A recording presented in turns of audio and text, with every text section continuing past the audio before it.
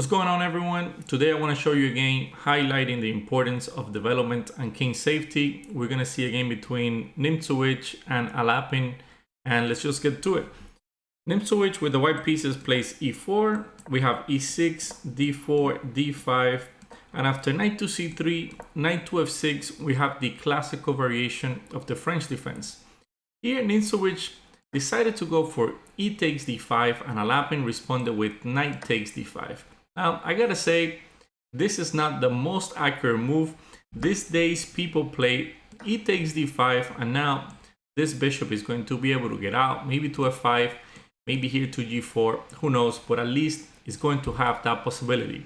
As in the game, after e takes on d5 and knight takes on d5, now this bishop is going to have problems getting out of the pawn chain. So here, Nimzowitsch decided to just go for development with knight to f3, and Alapin goes for c5, striking in the center right away. Here, Nimzowitsch goes for knight takes d5, and after queen takes d5, he sets up the first trick with bishop to e3. The idea is simple. I want to take here on c5, and then you cannot just capture the bishop because I will take your queen first, and then after pawn takes, I will capture your bishop, so I will be up a piece. So that is the first trick. I am threatening to take, or Nimzowitsch is threatening to take this pawn on c5. For that reason, black just simply took on d4, and after knight took on d4, he just went a6. There was another trick in this position. The trick was to go knight to b5, attacking both the pawn on a7 and the square on c7, which would be a check, right? But if you trade queens after knight to b5, I simply recapture with my rook, and it's going to be very hard for black to deal with those threats here. So that was the reason behind playing this move on to a6, a very clever move. And here, notice something. This queen from d5 is putting a lot of pressure here on this pawn on g2. But Nimzowitsch decided, hey, you can go ahead, you can gobble up my pawn. I'm just going to play bishop to e2, another developing move. And notice 1, 2, 3 pieces developed, and look at black's minor pieces. 1, 2, 3 pieces still in their original squares. Here, Alapin just went ahead and took the pawn on g2, and after bishop to f3, the queen only has 2 squares, either here on h3 or here on g6. So black decided to go for queen to g6 in this situation, and Alapin continues with his development. He went for queen to d2. The only thing that's missing in his position is to put his king in safety, which he's going to do very soon, probably in the next move, and also occupying this open g file with one of the rooks, probably this one here on h1. So after queen to d2, Alapin goes for this move pawn to e5.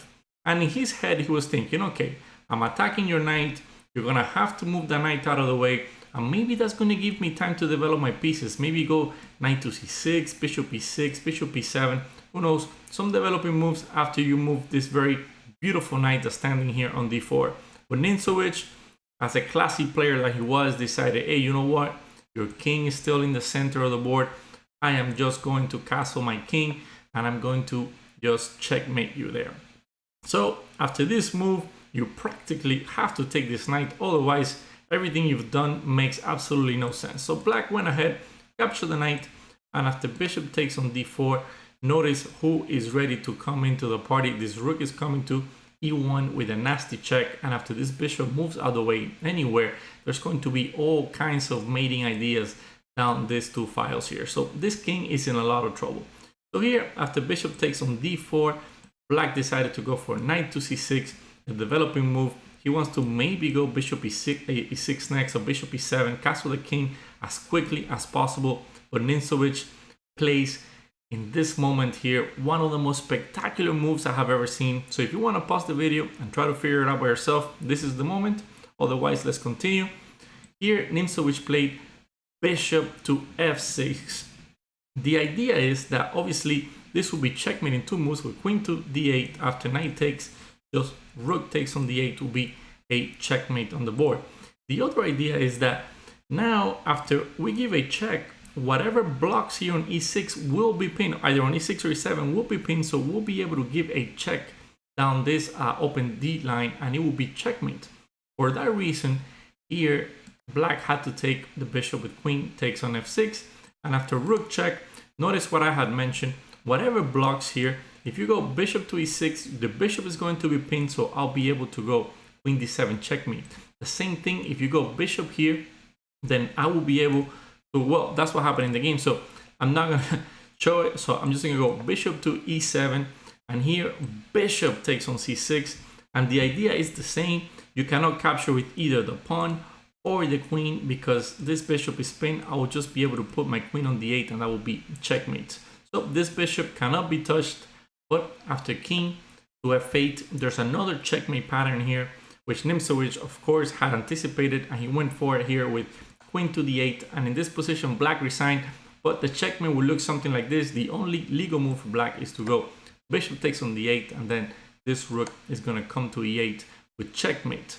Hope you guys enjoyed this game, and as always, have a wonderful rest of your day.